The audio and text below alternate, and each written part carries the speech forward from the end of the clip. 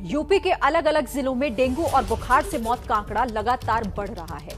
बात करें अब तक के आंकड़ों की तो 71 से ज्यादा लोगों की मौत हो चुकी है। मरने वालों में सबसे ज्यादा बच्चे हैं और सबसे ज्यादा बुरा हाल फिरोजाबाद का है। यहां बुखार से अब तक 50 लोगों ने दम तोड़ दिया है। 100 बेड के अस्पताल में बुखार के 400 मरीज भर्ती हैं। आलम यह है कि एक बेड पर 2 से 4 बच्चों का एक साथ इलाज करना पड़ रहा है। फिरोजाबाद का प्रशासन हालांकि ये दावा कर रहा है कि बुखार की वजह डेंगू है। दूसरी तरफ मथुरा की अगर बात करें तो 12 लोगों की बुखार से यहां पर अब तक मौत हो चुकी है। गाजियाबाद में वायरल बुखार लोगों को डरा रहा है। जिला अस्पताल पर बुखार के मरीजों की तादाद अचानक से बढ़ गई, जो चिंता बढ़ाने वाली खबर है। कानपुर में देखिए 9 बच्चों की मौत बुखार की वजह से हो गई। सभी जिलों में नोडल ऑफिसर्स की तैनाती की गई है। एहतियातन मेडिकल कॉलेजेस में विशेष डॉक्टर्स की टीमों को तैनात किया गया है किसी भी स्थिति से निपटने के लिए, क्योंकि जिस तरह से ये बुखार और इसके केसेस सामने आ रहे हैं, ये एक चिंता बढ़ाने वाली तस्वीरें। और देखिए बच्चों की तादाद ज्यादा है जो इस बुखार से प्रभावित हैं, जो मरीज ज्यादातर बढ़ रहे हैं उनमें बच्चों की संख्या ज्यादा नजर आ रही है। इसीलिए एहतियातन सारे कदम भले ही उठाए जा रहे हों, लेकिन ऐसे केसेस फिलहाल रुकते हुए दिखाई नहीं दे रहे।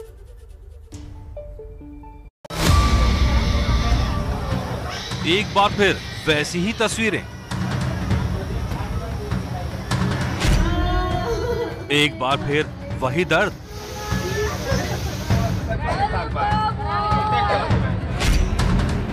इलाज के लिए अस्पतालों में बेड का संकट।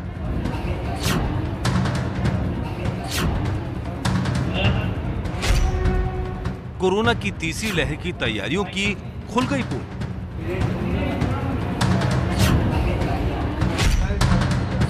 बुखार के मरीजों का इलाज करने में निकला अस्पतालों का दम।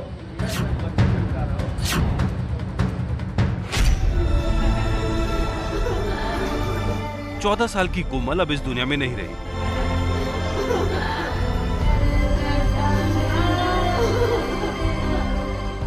कोमल उसी रहस्यमयी बुखार से पीड़ित थी जिसने यूपी के कई जिलों में हाहाकार मचा रखा है।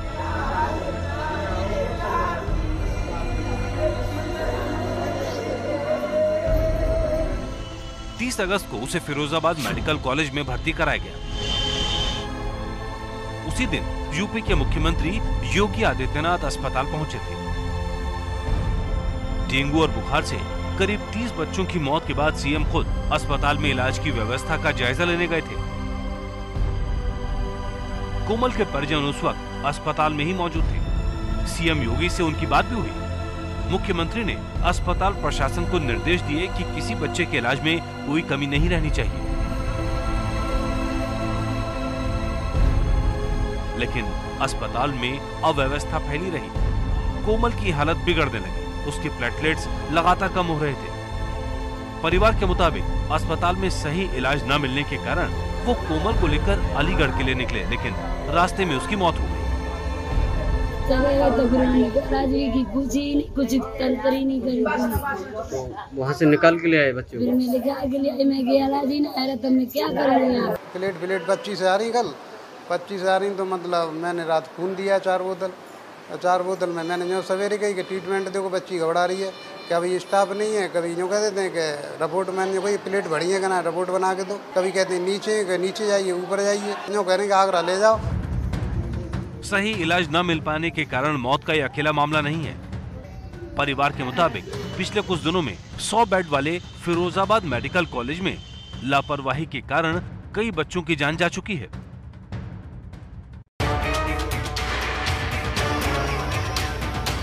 फिरोजाबाद में डेंगू और बुखार का प्रकोप इतना ज्यादा है कि हर दिन मरीज बढ़ते जा रहे हैं, लेकिन उनके इलाज के लिए पर्याप्त व्यवस्था नहीं है। 100 बेड वाले इस अस्पताल में फिलहाल 250 बच्चे भर्ती हैं। नतीजा ये कि अस्पताल में कहीं जगह बची ही नहीं। देखिए कैसे ये बच्चा अस्पताल के गलियारे में लेटा है और वहीं पर उसे इंजेक्शन लगाया जा रहा है। रोशनी नहीं है तो मोबाइल की लाइट जलाकर इलाज हो रहा है।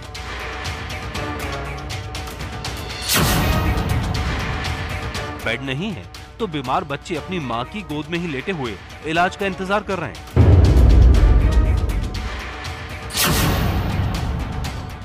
देखिए इस बच्ची को कैसे कॉरिडोर में ही सैलाइन चढ़ाया जा रहा है।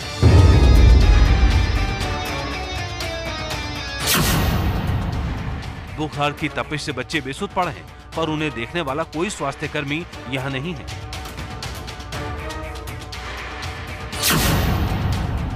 ये देखिए, बेड टूटा पड़ा है तो अस्पताल की बेंच को ही बेड बनाकर इलाज किया जा रहा है।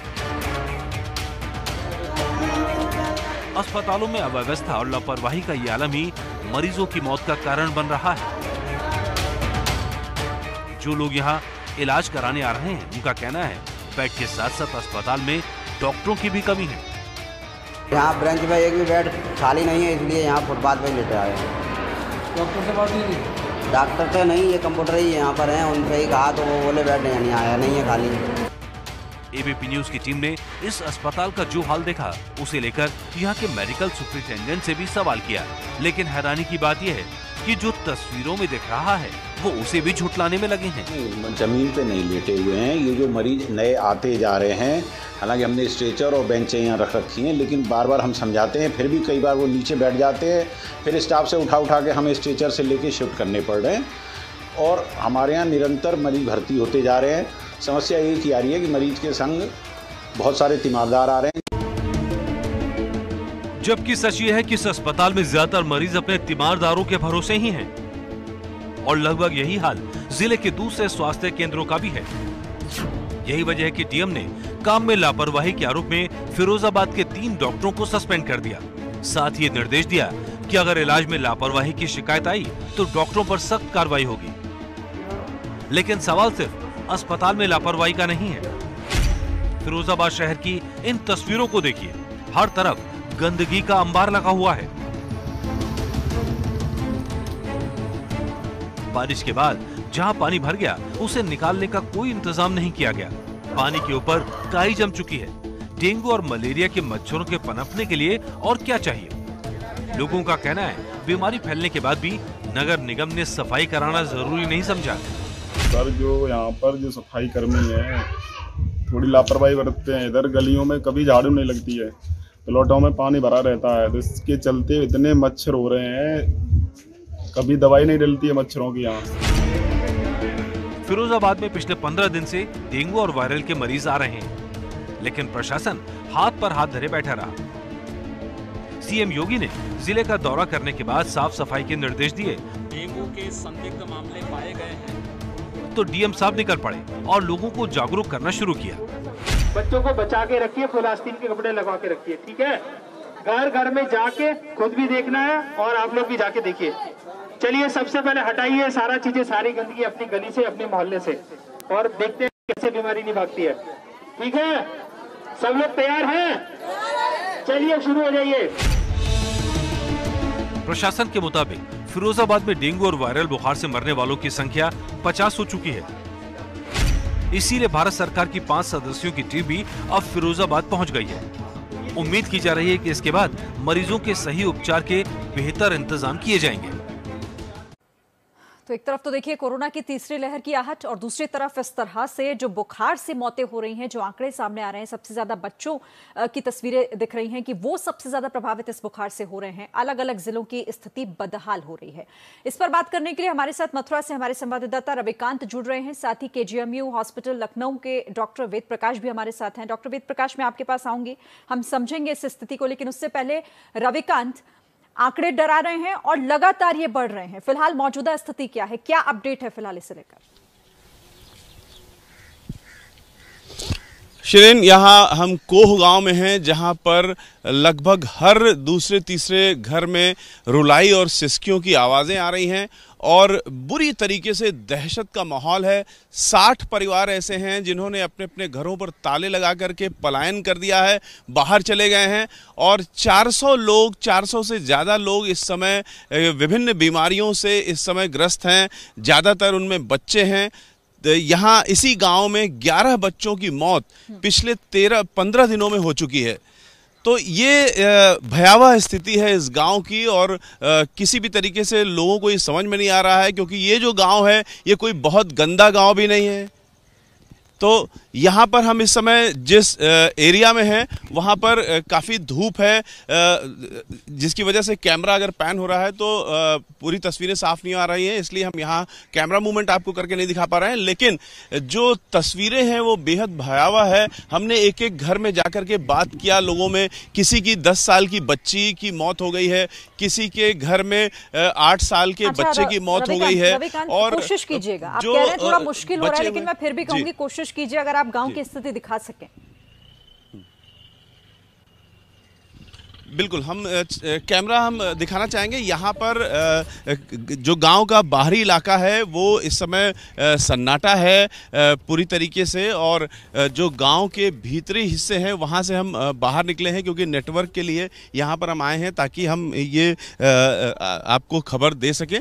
तो ये गांव का बाहरी हिस्सा है जो आप देख रही हैं। गांव के भीतरी हिस्से की तस्वीरें जल्द ही आपके सामने होंगी, जहाँ पर हमने 4 ऐसे घरों में जाकर के बात किया जिनके बच्चों की मौत हुई है। उसके अलावा जो ग्राम प्रधान हैं उनसे हमने बात किया, जो डॉक्टर हैं यहाँ पर इलाज कर रहे हैं उनसे बात किया। उन सारे लोगों से हमने बात करने के बाद यही तस्वीर सामने आई कि किसी के पास भी स्पष्ट तस्वीर नहीं है कि इस गांव में क्या हो रहा है, अलग अलग बीमारियां क्यों हो रही हैं। क्योंकि ये जो गांव है ये हमने जब जा कर के देखा तो कोई बहुत ज़्यादा यहाँ पर गंदगी भी नहीं है। कुछ एरिया हैं जहाँ पर पशुपालन होता है जिसकी वजह से थोड़ा बहुत गंदगी हो सकती है, लेकिन उस तरीके से गांव गंदा भी नहीं है। बावजूद इसके इस गांव में मौतें हो रही हैं। शिरीन, ठीक है रविकांत, देखिए जिस तरह के हालात आप बता रहे हैं वो वाकई डराने वाले हैं, क्योंकि इस तरह से मामले बढ़ रहे हैं अलग अलग जिलों में उत्तर प्रदेश में। वजह क्या है इसकी और क्या कुछ किया जा सकता है इस पर रोकथाम के लिए? डॉक्टर वेद प्रकाश से भी मैं बात करूंगी। डॉक्टर वेद प्रकाश, मैं आती हूं आपके पास। सावधानी किस तरह से आपको भी बरतनी होगी, इसको लेकर अब मैं डॉक्टर वेद प्रकाश से बात कर लेती हूं। डॉक्टर वेद प्रकाश, ये किस तरह की बुखार के मामले आप देख रहे हैं और किन बातों का ख्याल यहाँ पे रखना बहुत जरूरी है, खासतौर से अगर मैं बच्चों की बात करूं, क्योंकि बच्चे ज्यादा संक्रमित हो रहे हैं इससे?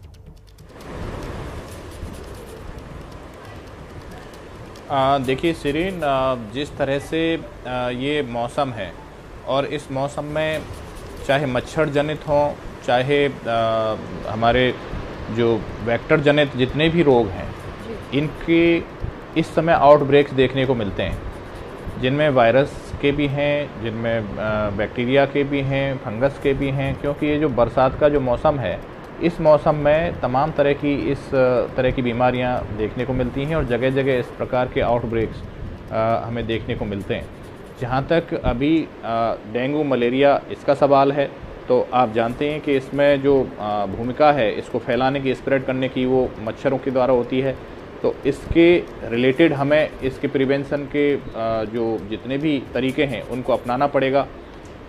जैसे कि पूरे शरीर को कवर करके रखें, जो कपड़े पहनने हैं, और हल्के कलर के, लाइट कलर के कपड़े पहनने के लिए कहा जाता है।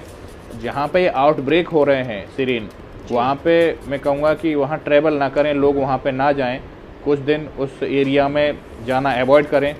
और मॉस्किटो रिपेलेंट्स का यूज किया जा सकता है, मच्छरदानी का उपयोग किया जा सकता है, जिससे कि मच्छर को बाहर रखा जा सके घर से। ये इस तरह के जितने भी आउटब्रेक हैं उनमें मच्छर के लिए जो विशेष अभियान हैं वो नगर निगम और सरकार के द्वारा लगातार चलाए जाते हैं, उनमें भी सहयोग करें और इसको और प्रभावी ढंग से किस प्रकार से हम लोग कर सकते हैं। दूसरा, कहीं पानी ना भरने दें, इसके लिए आपको मैं एक चीज और पूछना चाहती हूँ आपसे, ये कोविड से कितनी अलग है ये बीमारी, और क्या इसमें भी बहुत ध्यान देने की, मास्क लगाने की, और ये किसी दूसरे को फैल सकता है, ऐसी भी आशंका है? क्या इस बुखार से जुड़ी कोई जानकारी आप दें तो? देखिए, इस प्रकार की जो बीमारियां हैं सिरीन, इनमें ये जो एरोसोल से जो ट्रांसफ़र हो रहे हैं, जैसे डेंगू है, ये आपके जो कोविड आउटब्रेक्स हैं, इसके तरह से हमें प्रिवेंट नहीं करना है इसको। तो ये चूँकि एरोसोल से नहीं ट्रांसफ़र होते हैं, इसलिए इसमें मास्क का उपयोग से इसमें ट्रांसमिशन पे कमी नहीं आएगी। ये चूँकि वेक्टर जनित हैं, तो जो वेक्टर है जो इसको ट्रांसमिट कर रहा है इधर से उधर, उसको हमें लोगों को काबू करना पड़ेगा। चाहे मच्छर हैं, मक्खियाँ हैं, साफ़ सफाई है, कहीं पानी जल भराव है, या इसके लिए जो जितने भी मेजर्स हैं, जो फ्यूमिगेशंस हैं, उन सब को किया जाना होगा समय से। जिससे कि हम एक प्रिवेंशन की तरफ बढ़ सकें। और यदि कहीं डेंगू मलेरिया का मामले सामने आ रहे हैं तो इसमें एक तो ये ध्यान रखें कि जो इसके जो लक्षण हैं जी डॉक्टर, डेंगू के खास करके, उनमें उल्टी हो सकती है, उल्टी आना, चक्कर आना, यानी कि देखिए हो सकते सावधानी हैं, बरतनी होगी, आपको खुद सतर्क रहना होगा, तभी आप इस बीमारी से बच पाएंगे। ठीक है डॉक्टर, रहिएगा मेरे साथ। मैं अब रविकांत का रुख कर लेती हूँ, क्योंकि मथुरा में वो उस गांव में मौजूद हैं जहां पर सबसे ज्यादा प्रभावित हुए हैं। मथुरा में भी काफी ऐसे परिवार हैं जो पीड़ित हैं इस बीमारी से। रविकांत का रुख कर लेती हूँ, क्योंकि मथुरा में एक ऐसे ही गांव से वो हमारे साथ बने हुए हैं जहां पर बुखार का प्रकोप है। रविकांत,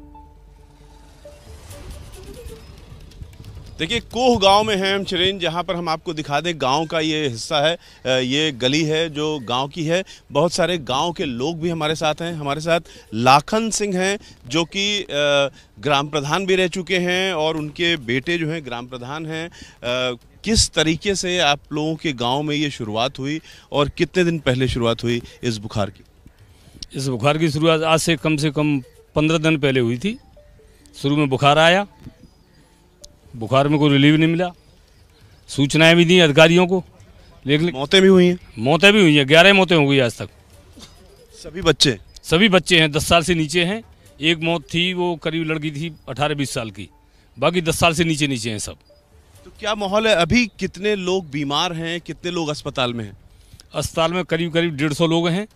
वैसे बीमार लोगों की संख्या कम से कम 400 से ऊपर है। क्या लोगों की स्थिति है, क्योंकि एक भय का वातावरण हो जाता है, ऐसे में लोग पलायन भी कर रहे हैं? हाँ, गांव से करीब कोई 70 परिवार पलायन कर चुके हैं। भय बहुत बड़ा व्याप्त है जनता में, भय के चक्कर से यहाँ से पलायन कर गए हैं लोग। डॉक्टर क्या कह रहे हैं? डॉक्टर कोई बीमारी साबित करके नहीं दे रहे हैं।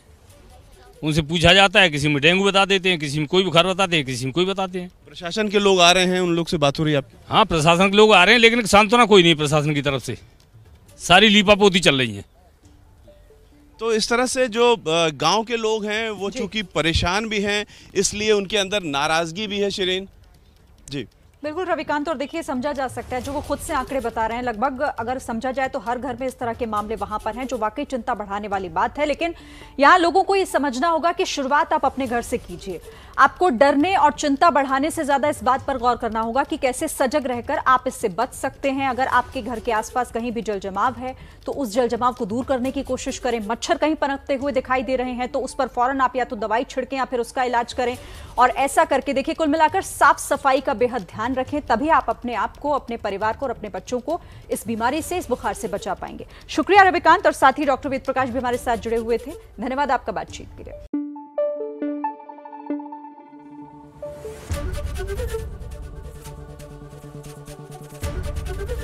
एबीपी न्यूज आपको रखे आगे।